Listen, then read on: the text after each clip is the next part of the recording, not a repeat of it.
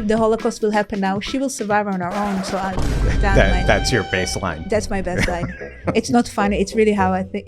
I don't even know how to address this. I kind of wish I was your therapist at this. There's so much work. I cannot tell jokes. That's what I think. That's not going to sell tickets. No. When people ask me like, "Hey, how are you doing?" and I'm like, "Just come to an open mic. I'll tell you all about it." Are there jokes that you've made that you regret?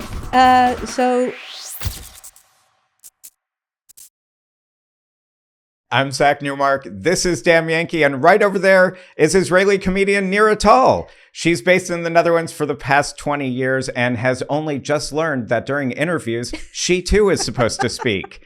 Nira, thank you so much for joining us. I really appreciate it. I hope you're going to tell us about Nearly Tall in a second, but hi. Hi, Zach. It's now my turn? It's now your turn. Okay, great. It's very smooth. I'm a professional. Don't worry about it. So, yeah, thank you for having me. Thank you. Thanks for coming up from Rotterdam for this. It's great. Yeah, sure. No problem. My pleasure. And it is interesting because how you got into comedy, because it's not really the path that most comedians take to get into it. True. I think I'm also relatively very old getting into comedy. I was 38. Mm-hmm. That was 7 years ago. Don't do the math. It's okay. Yeah. So I was working in a corporate and I was very miserable, very unhappy. And I realized what I enjoy coming to work is making my colleagues laugh. So I will literally write material for the lunch break. And then work came in between. And then I told myself, hey, why don't you try do that? Not for a living, but kind of try to do that. So I took a course. I did 6 weeks. Then I got a nice 5, and I just got the bug, and I couldn't stop. And it was, I mean, really, what had happened that I had heard was that you had kind of had a burnout or had some stress at work and had taken time off. Is that? Yeah, it's the same time because I forgot like what I really enjoy, and then I remembered, hey, I'm kind of funny. Mm-hmm. Why don't do more of that? Yeah. And I mean, it on its own, it's kind of stressful to take a leap like that, to jump in and start doing something completely new, but also in the context of performing. What was it about performing stand-up comedy that was, kind of what you wanted to do or what you wanted to transition to instead of a recovery and going back to the office? So now that I think about it, actually, I took also improv courses. Just to have fun, just to be, I forgot what I find fun to do. So improv really helps to have fun and get silly a little bit. And I don't know what you asked, so I'm just talking about something. So what do you do? Yeah, but also, what was it about doing performing and doing comedy that, was alluring to you instead of, just the typical, I would say, what work culture here in the Netherlands would be going to the company doctor, creating a recovery plan so that you can transition back into the office or back into the workplace and start work again. I think I was very angry, and I think that was my outlet for anger. Like I could, but first of all, I think I was funny all my life. I just didn't channel it. It was never an option for me growing up in a very, like performance arts is not a career choice. You have to do your master's in business and then go work, right? So it would never occur to me, hey, maybe something you should consider. But I was always funny, I think. And it's just, I think I couldn't not do it. So it's how I process things. Like if I find the funny in it, then I'm okay. So everything that makes me upset or angry, or if I can find funny, it's like solving a riddle. It's like solving a mystery. If I find what's funny about it, if I can laugh about it, it's my way of dealing with the world. So it's not even about performing. It's for me to write jokes, essentially. Yeah. I think. And for people who aren't familiar with your work, you're performing a special right now that's called Nearly Tall. Yes. A play on your name. Very Nira clever, Tal. right? Very Say it's clever. Very, Say it's clever. Okay. Very, very. But the nature of the name and the nature of a lot of the jokes that you make is about your own disability.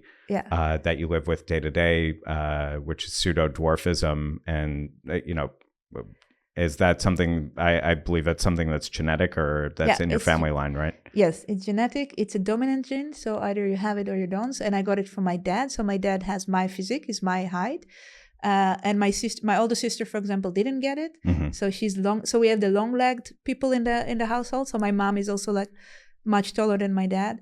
And my sister, so they're the long-legged and we are the short-legged. And my dad also got it from his dad. So a funny story, that line of family, their last name used to be called Klein.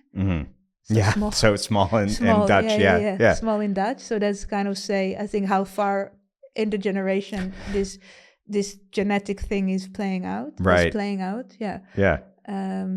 Does your comedy, or just being a naturally humorous person, is it, did it come from the disability? Did it come from your household? Was it just kind of like your normal survival daily life? What was it? I was thinking about it. Actually, you remind me of my therapist. It's a discussion I had with my therapist. So I think I got a lot of attention. Okay, I'll start from the beginning. So my dad was growing up with this disability, with syndrome. I don't know if it's a disability, in Czechoslovakia in the 50s and 60s. And he was brought up in a household that they made him pray to God every night before he goes to sleep that God will make him tall.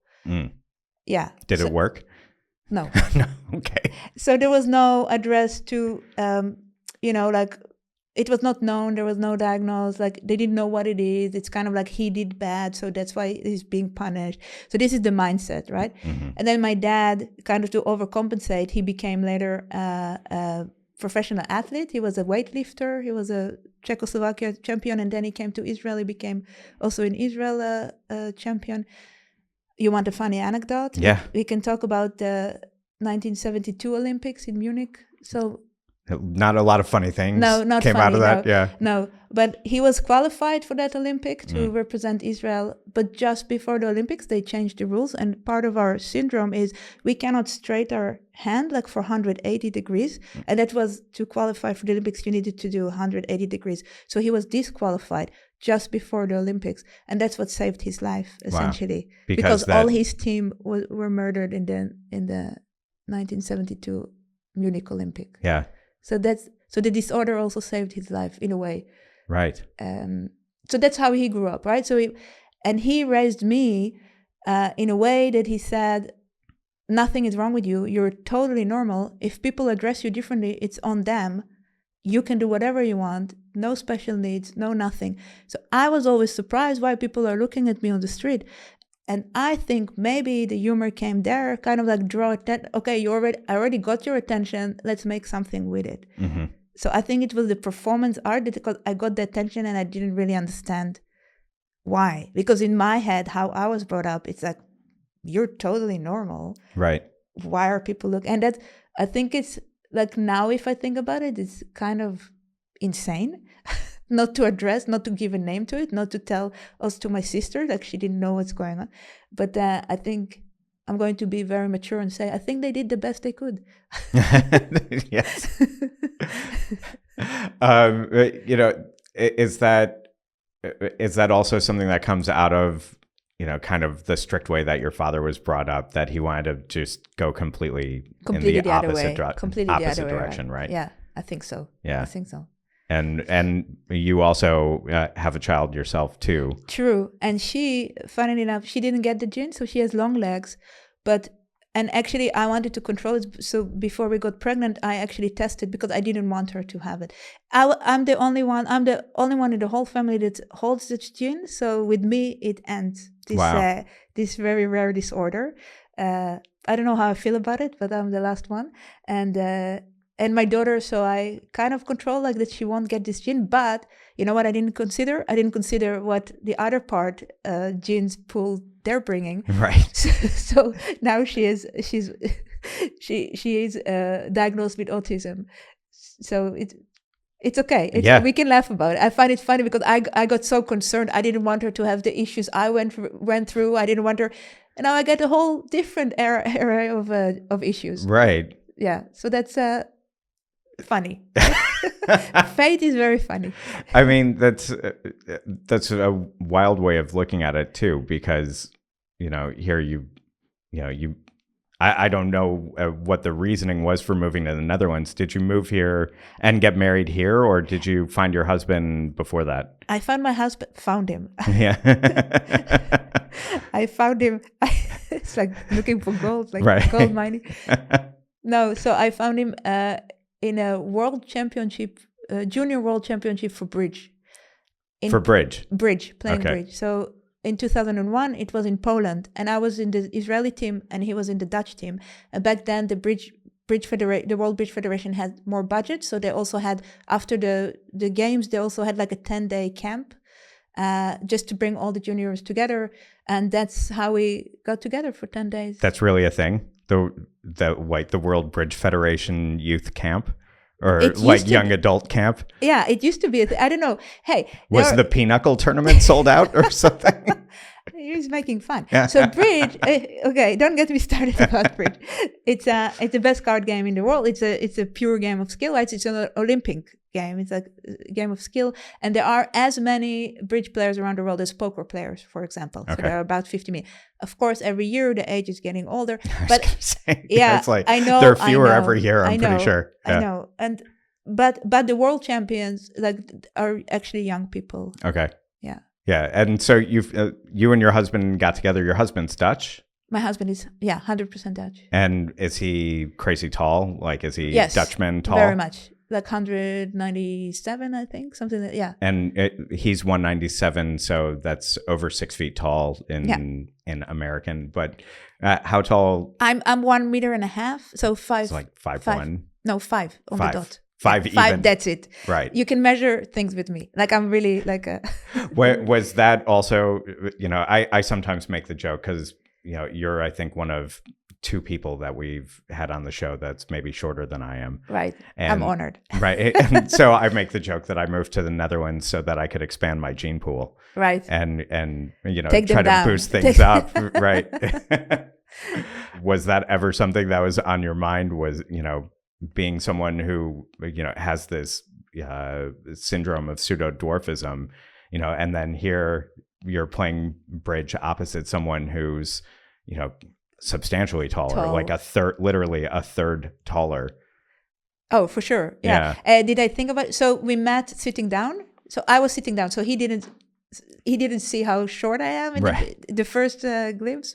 That's why I like bridge. You sit down and then we are all equal. So that's easy. There's no height issue. I felt a little bit proud. Yeah, sure. Like a giant, but it doesn't have a lot of effect on our relationship. Yeah. And you fell in love like right off the bat, and instead of going back to Haifa in Israel, you decided to move to the Netherlands? Yeah, more or less. I think I went back and we did back and forth. We had a long distance relationship for a while. He was already a student in Utrecht, and I was just finishing my army service because it's obligatory. Your compulsory service. Yeah, it's compulsory. It's obligatory. So I did it. But then I was thinking what I want to do in my life. And I was already, before meeting him, I already considered like maybe studying abroad something. And then I met him, and it was also convenient, but also great. And you know what? When I came here, I was young and you don't understand what you're doing. I didn't come with like, that's it, that's my life now, I'm moving to the Netherlands. No, it's kind of like, okay, let's see what's going on there, and what, just an adventure. Like, I think if I would have to do it now, I would never do that. It's fucking stupid crazy, because you give up everything. I came to his language, his culture, his friends, his family, everything his bed, his apartment, everything. Like, there was no Nira. And I would never do that again. But back then it's kind of like, well, sure. Everything is possible. Yeah. You really feel like that when you moved out here in that way, that like it kind of stripped you of your identity a bit? Yeah, for sure. And also I came from my parents' house. Like, I was always very secure, and I never lived alone. And from my parents' house, I came to his house. So he was also, taking care of me in a way, because I don't speak the language and I don't know anything, and blah, blah, blah. So I think I missed. Now it's midlife crisis talking, but I think I missed.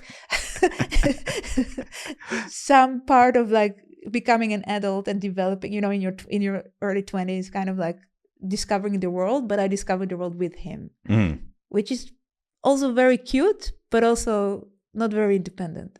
Right. Yeah. Is that because then when you moved out here, what was the work that you actually got into? We did weird stuff. So when I moved out here, I first learned Dutch. Like I did a whole course because I wanted to go study in university in Dutch.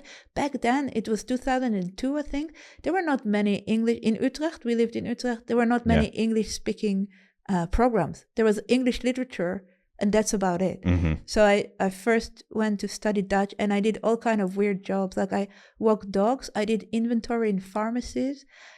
I worked for the bridge bond. Yeah, the Dutch Bridge. The Dutch Bridge Association or whatever. Yeah. And you know what we did? We distributed cards. So we had the board, like we were like a human distributing cards, like because it's a duplicate. So you get the hand diagram, and each board needs to have the same card. So that's okay. Yeah. It's never mind. No, dealing the cards. Yeah, like we were dealing out the cards to yeah. start the matches and stuff. Yeah. So I used to work there. I did babysitting. I did many odd jobs. Yeah. And then what was the actual career that you stepped into where you're office wife? So I studied international business administration in the Hogeschool of Utrecht because that was the English program. Right. So I didn't I went to the Hogeschool. And my husband was afterwards he was doing his PhD. And then we moved to the US for a while. And then my daughter was born. So actually we got married before we moved to the US so I could come with him. So it was for visa purposes, very romantic. Right. Yeah. And then I did an anchor baby in the US. Right. Okay. Which is super dumb because now she's, all the liabilities of paying taxes. Now she's got to do the taxes every year. But she can be a president one day. So you know what? That's if there will be a US anymore. And that's a very depressing turn you're taking us down. Always. You want depression. And then we came back to Rotterdam because I did my master's in business administration, specializing in entrepreneurship. And then we started a business. My husband and me, we had an online bridge platform to play bridge because of the problem that everybody is getting very old. We wanted to bring young blood to it. And also we used to play bridge so much, but you cannot make money out of bridge. So we used to play a lot of poker to earn money. So we said, what about if we take the poker business model and make it to bridge? So you play for money. So we built this online platform and we had this business for 7 years. And then we sold it. And then I went to do other things. Yeah. And then that was comedy. Eventually that was comedy. Yeah. So what, because the reason why I'm kind of asking in this way is if you feel like, you kind of lost a bit of Nira moving to the Netherlands and then to the US, I'm sure you felt like you were losing a bit of Nira again in a way, and then you're moving to Rotterdam afterwards. So another city after that, which is very different from Utrecht also, even though they're not that far away from each other. Absolutely. Geographically not that far away. I'm wondering, was comedy and jumping into comedy, was that you trying to find your identity? Absolutely. It was. So let me take you back for a second. Moving to the US actually was nicer because we were both foreigners there. And it was both not our language. And growing up in Israel, it's much more American than the Netherlands. So I felt a little bit more at home in the US. So that was actually an easier move for me. And then Rotterdam, very, very different. It's a very different the Netherlands. Totally. Super, yeah. And I really like it. And it's a great city. And I think comedy, so the career I had also with the business, it was also with my husband, right? And comedy would be maybe the first thing that I did, that it's me. And it's only me, and I get to say whatever I want. So for sure, it was hey, I'm back. What was your husband in your corner for it? Or did your husband kind of think, okay, wait, now you're a comedian, you're a performer now? no, he I think his first thing was like, oh, I didn't know you were that funny. Like he didn't even realize. And also he's the butt of many jokes. So I think that's maybe like he doesn't come anymore to shows. It's kind of like, because every time other people see him, oh, you're the husband, you know? So it's really my thing. Yeah. He has nothing to say about it. I think he's very happy for me. Other people in your life also think that it was a strange thing for you to be doing, or was it something that you kind of, that was like for your family? Was it a surprise for your family that you'd want to go into performing? I don't think so. I think more because there's also a very serious Nira. I also have a day job. I'm not only doing comedy, and that's very serious Nira, and I like these two sides. So I'm like Superman or something. Like I have my day job and my night job, like the Clark Kent and the Superman type of thing. Yeah, totally. So I try not to mix them, but now they're totally mixed because I teach at university, and now my students know I'm performing, so they come to shows, and it's horrible. I have zero authority. Like they cannot talk to me anymore. But I don't think people were surprised, especially not like friends from like back in the day or high school. No. Family also? Like, I mean, were you the silly one in your family, or the funny one, or the attention getter? Not the attention getter, but I think I'm not very silly, I think, in my comedy. Well, now I try to be more silly, but more like cynical or sarcastic, like basically horrible. It's not a feel just good. A terrible person. Yeah, just a terrible person. And now this voice has a place to go, It has like I can use this voice in my head. Now I can take it out, that version of Nira, and it's very freeing. But it's not they're the dark thoughts, or yeah, the dark thoughts, what do you think? The horrible stuff. So it's not a feel good comedy. It's a feel very bad comedy. I don't think that should be your tagline for the show. No, it's not. But is that something that you've had to work on or develop? Because when you first came up with your Tight Five, and you come out of this, these stand-up workshops that you were doing and comedy workshops that you were doing, your first 5-minute set, was it more towards the darker side, or was it were they different kinds of jokes? Who remembers? I think it was. I was. You know what I noticed? I talk about three things. I'm talking about being short because it's so much of my identity. I talk about my husband a lot, like about this relationship, and I talk about the Holocaust, and that's all I can. That's my range. Very, very. I think keeping it light. Yes. Yeah. Because I think it's a lot of identity. So that's what I'm dealing with or trying to figure out. Yeah. And what's the because your online presence is growing, it's actually shrinking. So it used to be more. Yeah, it's very unfortunate, but I'm going to be honest. I mean, in the sense that over the last 7 years, your online presence is definitely growing. For sure, I didn't have one before. Right? Yeah, and you do quite a number of performances, and your calendar is quite full with different events, and you're performing also at a lot of different festivals.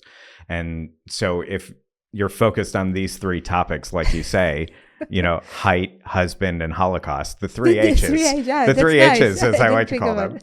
Then, what's the kind of feedback that you get from audience members and from people who see your show?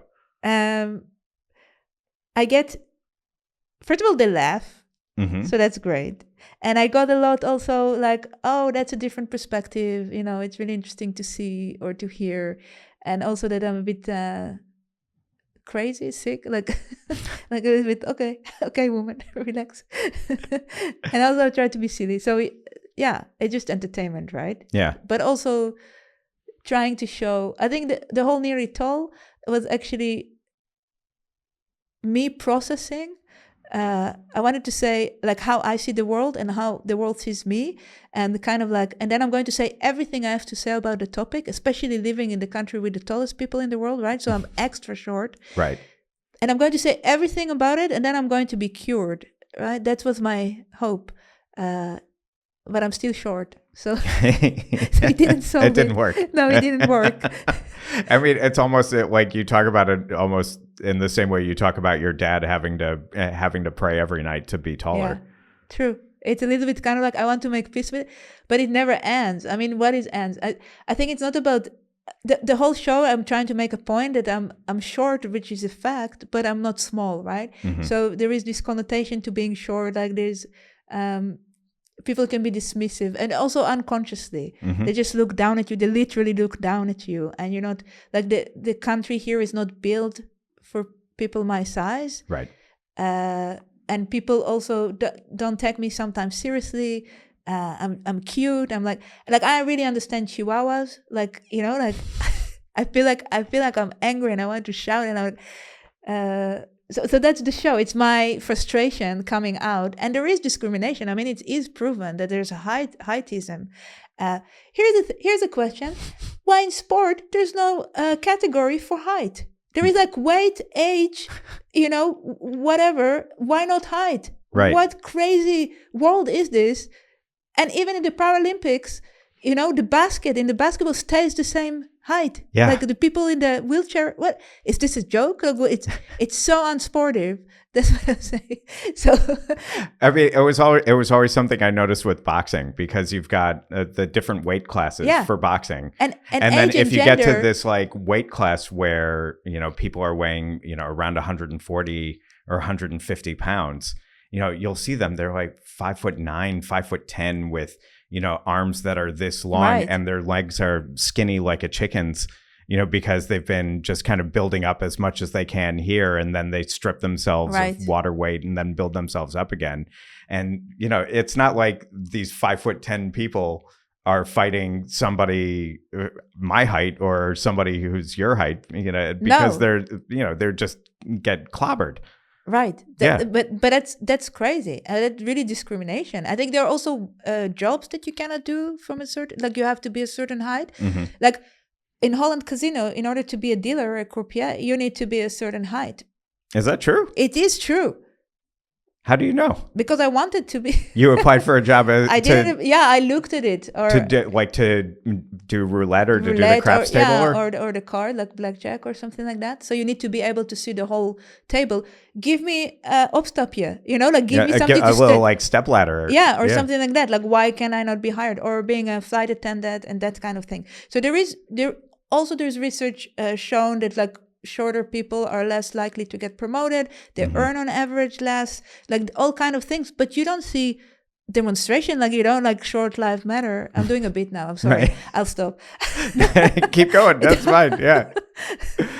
But it's kind of like, it's like a hidden, like nobody really, yeah, sure. So we do other stuff. Yeah. Like, I mean, for me, I always felt like it was an easy way to get onto a crowded subway without anybody noticing. I always get a seat. That's true. I always get a seat on the train. Nobody noticed me, but then they don't notice you for good or bad. And usually it's bad. Right. And then I went to a concert. I saw Wu-Tang Clan at the Ziggo Dome like a week ago.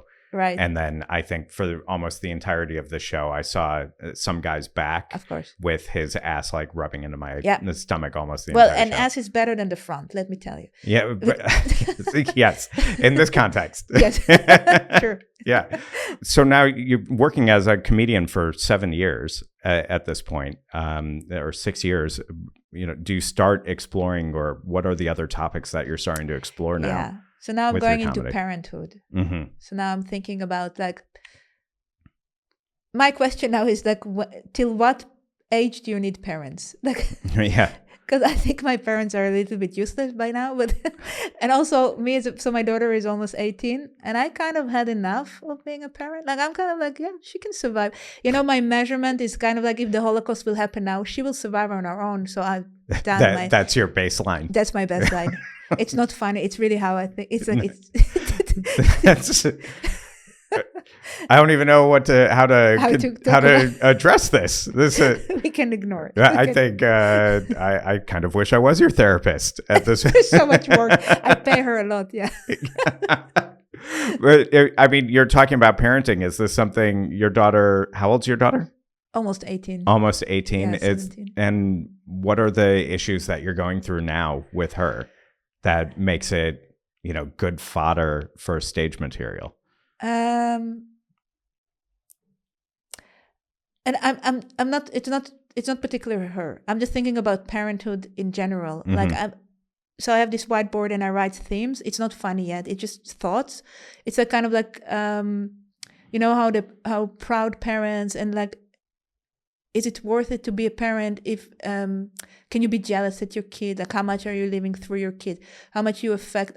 It's a lot of questions about also being a mother in specific. Like I feel sorry, I feel like I really feel like I had enough of being a parent. Like kind of like I did my thing, now it's her, now it's on her. I think it's very Dutch also, right? The moment they hit 18, it's kind of like, give us the keys back. Oh, it's very American, I would say. Oh, really? I don't know if I feel, I kind of feel like it's less normal in the Netherlands almost at least compared to growing up in the US. Right, because you go to college immediately, right? Yeah, and you go like to university, you're out, like right. There's a whole thing. You're 18, it's time to go, you're out of the house now.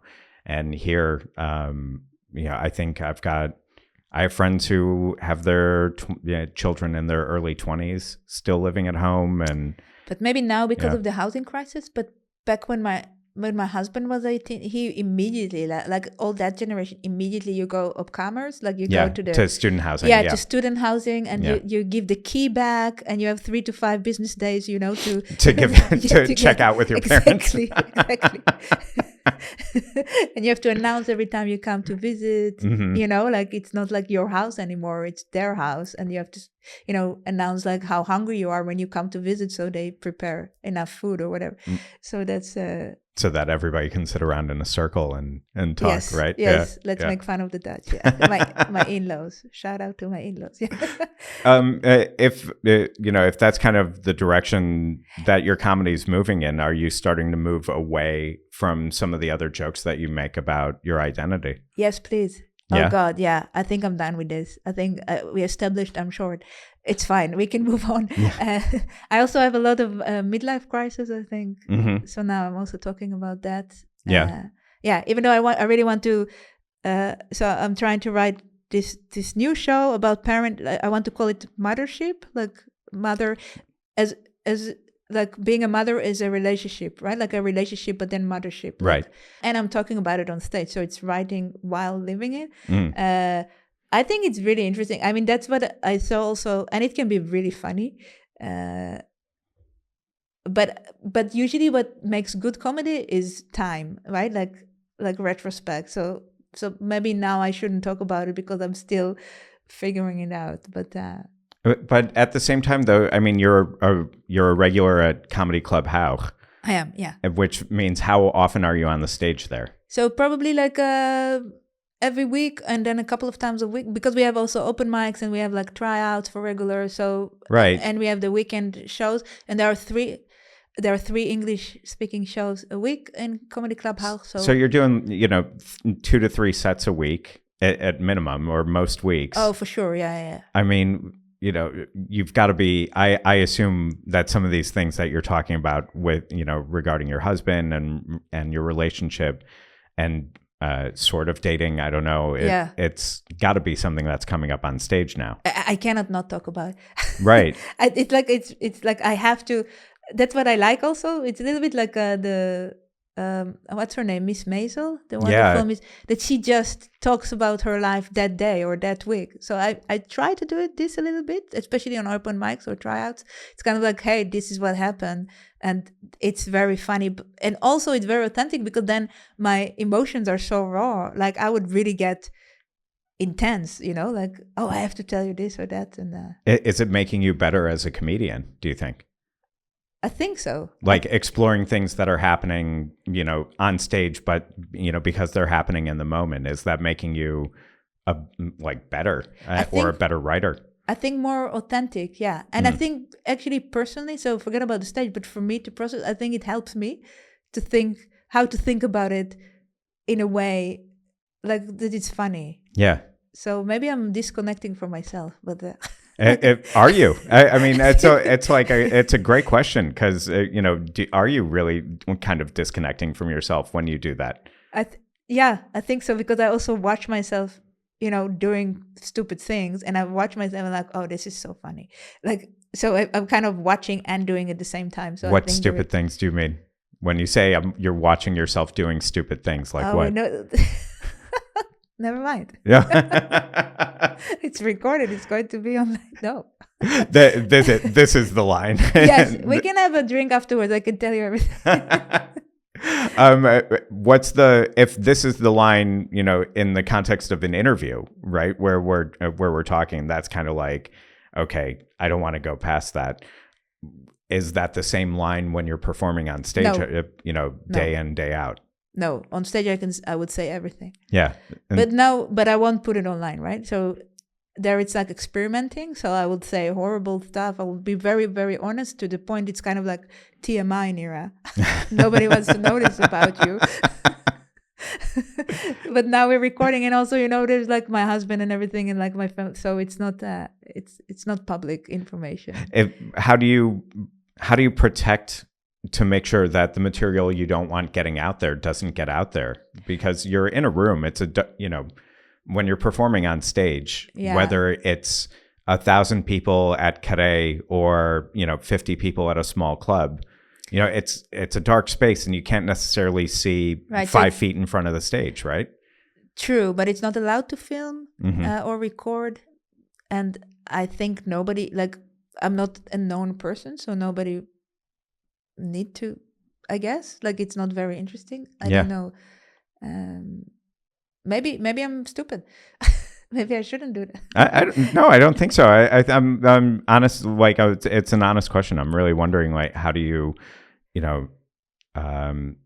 protect that side of yourself, but at the same time, develop the jokes at which you're trying to turn into bits, which you're trying to turn into pieces of a new special. Right. Yeah. I can say, not answer your question, but I can say something that usually when people ask me, like, hey, how are you doing? And I'm like, just come to an open mic. I'll tell you all about it.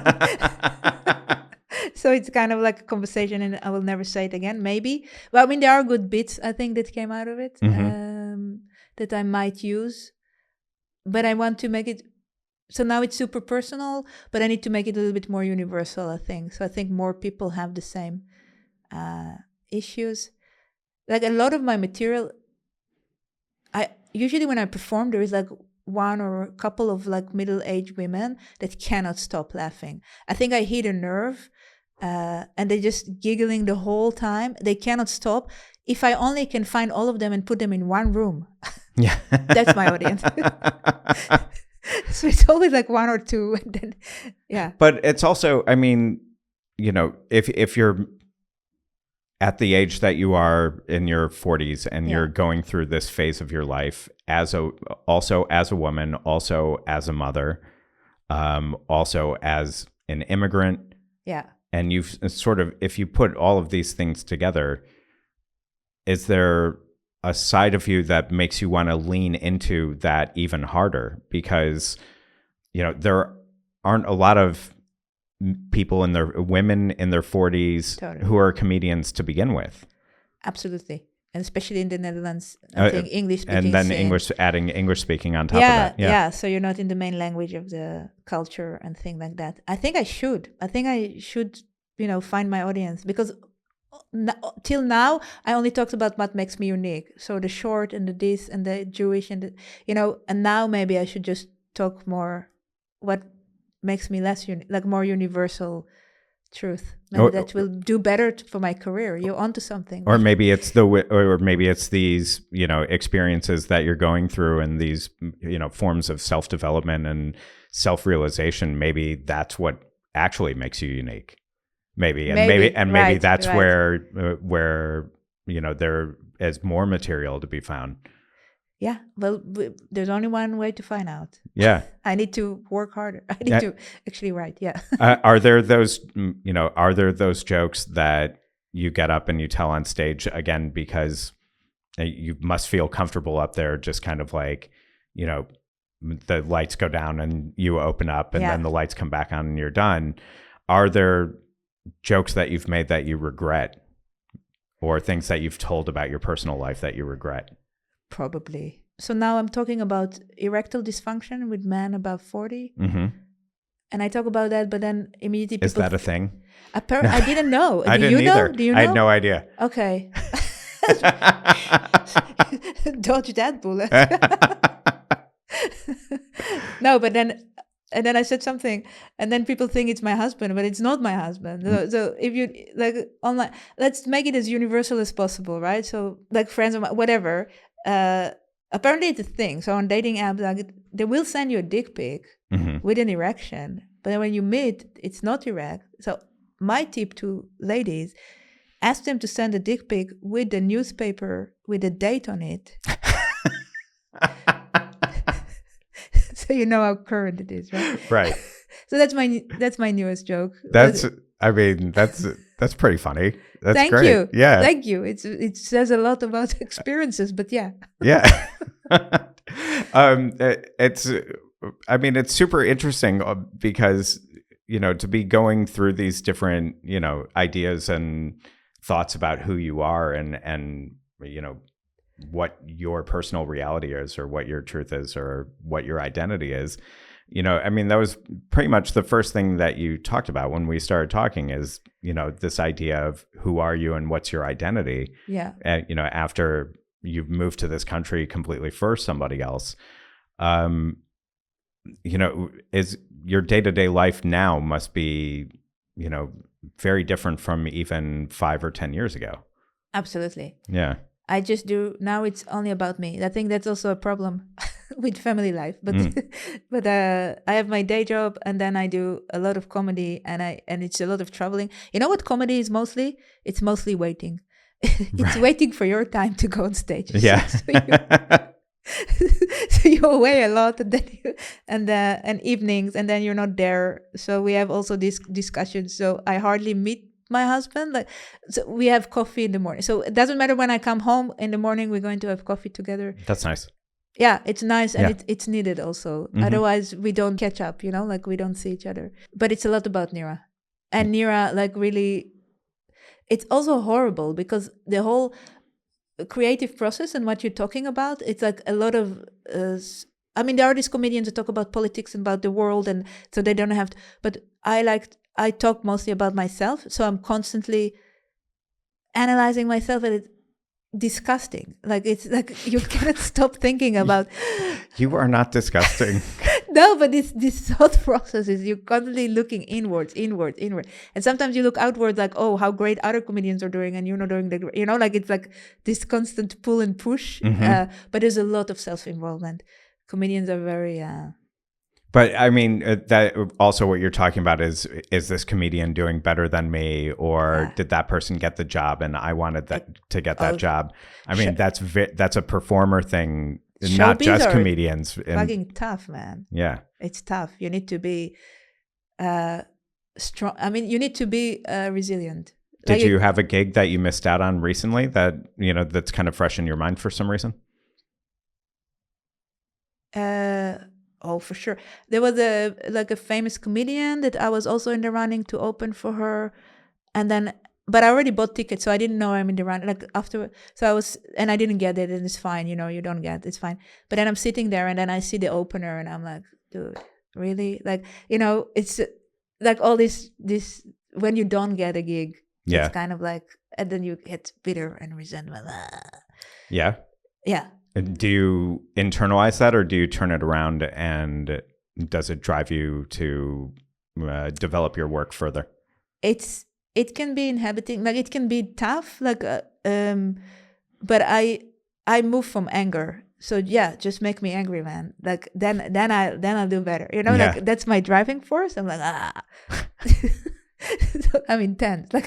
So every time I get angry, it's like, yeah, sure, the material will get better and I will show them. But it is exhausting.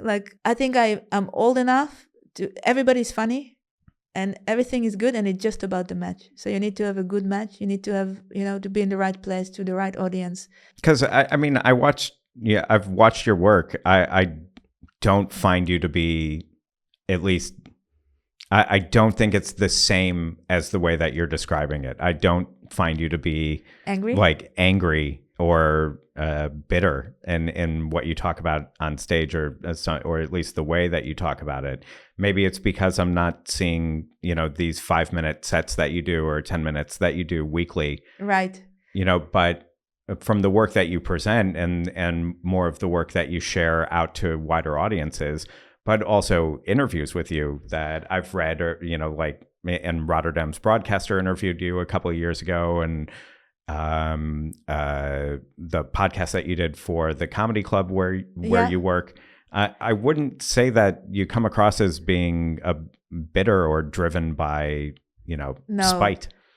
It's true. It depends on the moment. Like I could have this moment, but no, you're right. Mostly it's kind of like I just do my thing, and I try to make myself laugh, and then the rest is all right. Maybe you need to make yourself angrier. Maybe I need to be hungry. Yeah. Like a chihuahua on steroids. Yes. Yeah. Unhinged. ADHD chihuahua. Yeah, but I also get tired. I feel like I get a little bit and also, you know what? I'm very happy. Like I can do my thing, and it's because I had this psychologist talk today. That's what, you went to the therapist today. Yeah, See, yeah. now you're that's the problem. You're not the first person that's come in here and went to the therapist first and then came here. I keep telling people, don't do that. Do the therapy here and then talk to the therapist about how the show went. Exactly. Yeah. Right. Because now I ruined it. Now I used on her the good material. Yeah, you let it out. Yeah, exactly. Yeah. So now I'm like all composed and normal. But does your daughter, you know, your husband doesn't really go see you perform live, I guess, unless they're special performances or the bigger shows. Yeah. Does your daughter go see you perform? She went to a couple of them, and then one time she really heckled me. Heckled you? Yeah, because she got so excited to see me on stage, and I have this joke. It's not a good joke, but like the audience shouldn't know I'm married, and then I say something, and then the joke is that I'm married. But she's like, but you're married, you know, like she shouted it before my She blew the punchline. Yeah. And then I knew it's her, so I couldn't go after, you know, like, so it's kind of like I didn't know what to do. Like I was also kind of like, shut up, you stupid bitch, you know, like, no, you cannot say right, you can't. Yeah. No. so I lost, you know, all like momentum or something like that. Yeah. So she's not allowed. And now she's not even allowed to go to your show? No, she's not allowed. And no, she doesn't want to also. Like her friends came. Her friends follow me on Instagram. Horrible. Her teachers follow me on Instagram. You know, like... Yeah. Yeah. I cannot tell jokes. I think that's my problem. That's, again, not the best tagline for a comedy special. No, oh, shit. Yeah. Oh, yeah. Nira Tal, I cannot tell jokes. That's living. That's not going to sell tickets. No. It's who told me never sell yourself short. You know, like that's the... that would be a great title. It is in the blurb. Yeah. Yeah. Obviously, you've got these boundaries that you push when it comes to when it comes to the Holocaust and history, when it comes to your husband or you know, or your daughter as well. Who are the comedians that you are inspired by, that you find inspiration in, especially as someone who got into comedy so late? Oh, that I don't really know. I know Ricky Gervais got very late to comedy. Mm-hmm.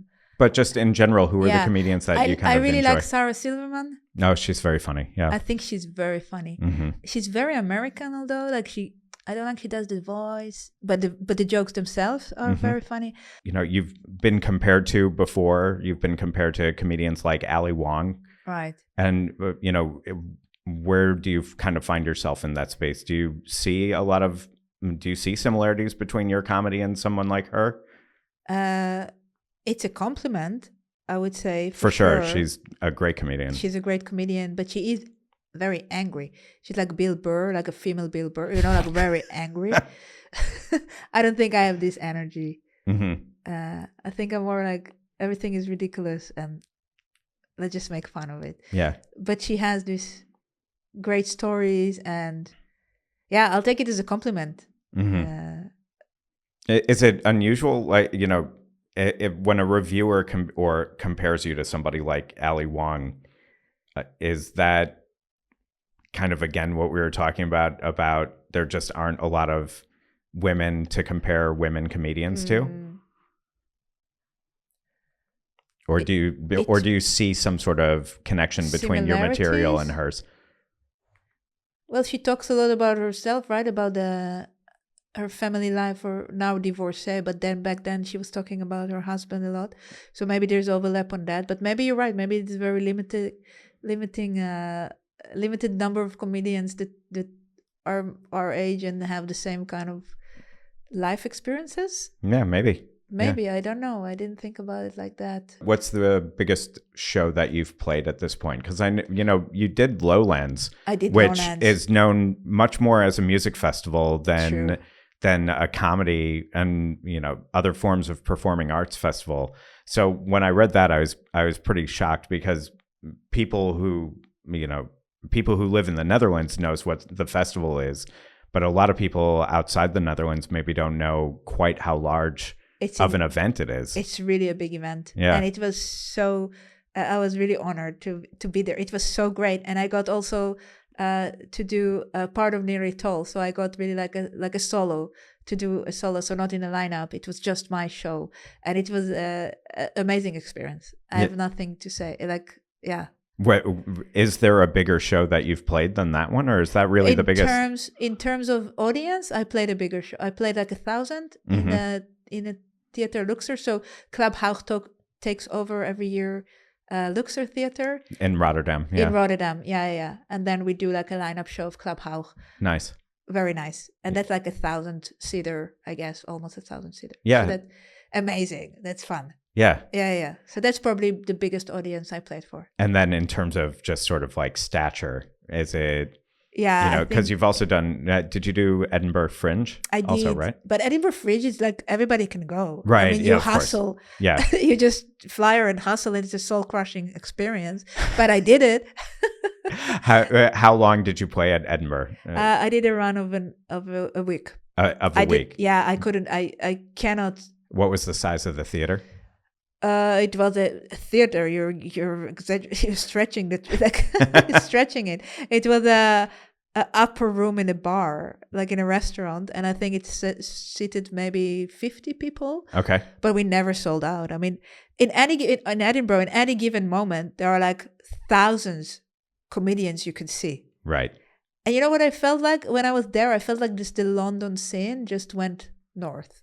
So it's there are a lot of great comedians, some of them very famous, but they're very, it's not very international. Okay. That's how I felt. So how many people did you actually get to show up for your shows? Because it's a grind. It's really a grind. Playing that festival, right? It's really a grind. I think we had a good night. It was like 30. Was a good night? What was a bad night? Oh, we had one time, we had 2 people showing up, but we did a show. You did a show for 2 people, yes, and the sound guy. Yeah, the sound guy was one of us. I mean, well, tell me what that's like when you're playing one of the most well-known performing arts festivals, right? Annual festivals in the world, and you get 2 people, show up for one of your shows. It's a very humbling experience that I wouldn't want to go through again. You must have had a moment where you're trying to decide whether or not to do the show, or... Yeah, but then it just becomes a conversation. We just laugh about it. Like, it's like you just talk to the audience. I mean, you don't really do like jokes or material. Like, it's kind of like it's becoming like a conversation, and we get to know each other. So it's more like crowd work, I guess. And of course we didn't keep to the hour. Like, it's like a hostage situation, right? You're free to go. I think Louis C.K. is great. You still think he's funny, like regardless of... Yeah. I totally separate personality from art. He was one of the funniest comedians I've ever seen live. Because I saw him also in Amsterdam at the Ziggo Dome, maybe 6 months. I want to say 6 months or a year before his scandal blew up. And so it was really, you're talking like the peak in terms of his popularity and on stage. And it was one of the funniest shows that I'd ever seen.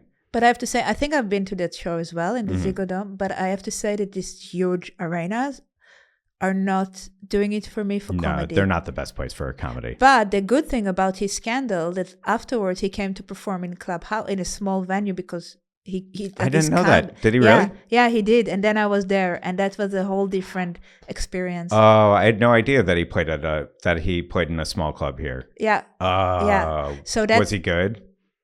it was very good. Yeah. It was so different. I don't like to go to this Ziggo Dome for comedy. I just don't like it. It feels so impersonal. Like, I think with Louis C.K. when I was there, I always felt he's talking to me, you know, like he totally gets my thoughts, and then I sit there in this huge thing, and it's like, no, it's not me anymore. Like, maybe it's my entitlement. Like, it took away some magic, and I think comedy shouldn't be in this huge thousands. It's so much more intimate art form. I also like that you don't see the audience, that it's kind of that you can see them sweat. Like, that's what I feel for me. So I stopped going to this big, like the Carré. Maybe it's okay, like theater. Carré is like 1,000 person theater. Yeah, so I think huge. That's okay. But this 20,000, how many were there then? Yeah, it's about, I think at the most it's 20, so it's like 18,000 when they're all stretched when back. they're all from in front of the stage. And it was actually not the best experience. I mean, he's very, very funny, but for me personally, I didn't feel that. So then, for you, then what's your goal? What do you want to achieve? If if these big arena shows, a lot of comedians, that's their dream, is the big arena show. Money. Yeah. Well, but also just getting Reach. 18,000 people to turn out for one performance, no matter who you are as a performer, is pretty impressive. So then for you, what is the goal that you want? Like, what do you want to get? I don't think in those terms, to be honest. Maybe I don't dare to dream or something like that. Like, I think there was a moment that I'm thinking, Netflix special, sure, right? But I don't think, I just want to become a better comedian. Like, I want to be able to do on stage what I want to do on stage. Like, I still feel like I'm holding back, or I don't bring fully myself. And I think that's what I want to conquer, like to be stupid, silly. Like, I think, like, try all kind of comedy and really, really be a great comedian. So it's less in terms, maybe that's my problem. I don't really think about the audience. Yeah. I think about me as what I feel like doing. Well, I think also a lot of comedians will say the moment that you're thinking about the audience and what they like is the moment that you're not doing yourself justice and you're losing a step from your act, right? I think so. I think you lose authenticity. Yeah. Like, you don't want to be a crowd pleaser. I think you just want to do your thing and hope that some people will connect to it. So I think that's what I want, but I don't think even it's what I want. I think I need to do comedy. Like, I don't, even if sometimes it's not that much fun, I cannot not do it. Yeah. So that's for me. Do you think when you get to that point, is that going to be come a time when you won't do any of the extra work that you do during the daytime, or do you think you're still going to try to keep these sort of two separate Niras, where you've got the kind of daytime serious work Nira, and then you've got the nighttime, here's all the shit that I'm dealing with Nira at night? I think I really enjoy it. I like this separate. First of all, I like to be part of the world, because as a comedian, you do nothing during the day, and then you go out at night and you hang out. I hang out with 25-year-old boys. Those are my friends. I take life advice and relationship advice from 25-year-old from short. It's horrible. It's a cry for help. So I cannot. I cannot only hang out with comedians. It's not healthy for nobody. So I like that I have the day job that keeps me, that gives you also experience, like real world, like you can connect better, that it's not just talk to normal people and be part of the world in the daytime. So I think for me it's very important. And I also like this, I mean, there are a lot of overlap also in skill set of what I'm doing, like teaching and being in front of an audience, keeping engagement, and I enjoy using the intellect, because you're not always very smart as a comedian. The head of NATO, Mark Rutte, he was the prime minister here 2 prime ministers ago now.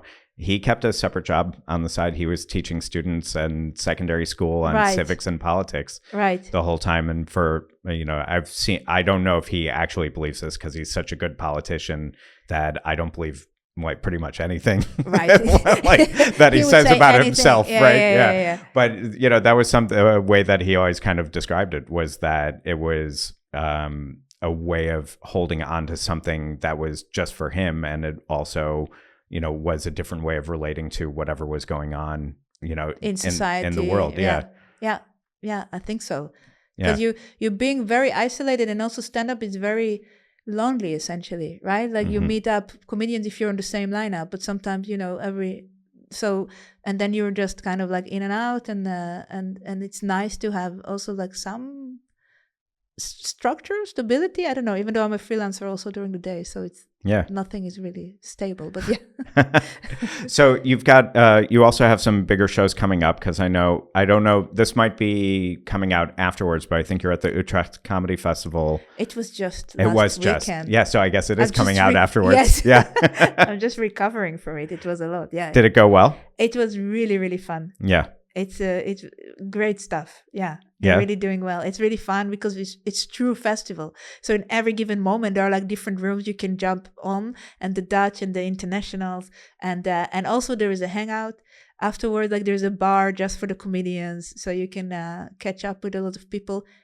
and there is an after party. Yeah. But I didn't. I'm too old to go. I was too tired. Too tired to go to any after party. That's after 10. Exactly. Right. Yeah. Exactly. That was my limit. What are the other bigger shows that you have coming up? I'm going to Poland the day after tomorrow. I mean, it's just for 2 shows there. I don't really. It would have been better if I could sell something coming on this podcast. I don't have a Nira Tal scheduled yet. But I mean, you do release, where you're performing, because that's on. I think it's on your link tree. It's on my link your tree. Upcoming schedule is all there. True. You're at Comedy Club Haug a lot. Always. I also teach. Yeah. I also teach stand-up there. So also new courses to come up. So you can always follow me, and I will release more stuff once I'm over my crisis. Yeah. I'm ready to work more. Or when you're deep in the crisis, that might be True, some of the best better. stuff, right? Instagram, the best way to find you and figure out what you're doing? Absolutely. What's your Instagram? It's just Nira Tal. Okay. Super easy. Very easy. Yeah. Great. All right. Nira, thank you so much. It's really, to drive up here and talk about all of these things going on in your life that you don't want to talk about. Exactly. I really appreciate it. Squeezing it out of me. Thank you, Zach. Damn Yankee is an NL Times podcast. The show was created by me and Peach Rizzo, and this episode was produced by Laura Bodger and Marcus Engel.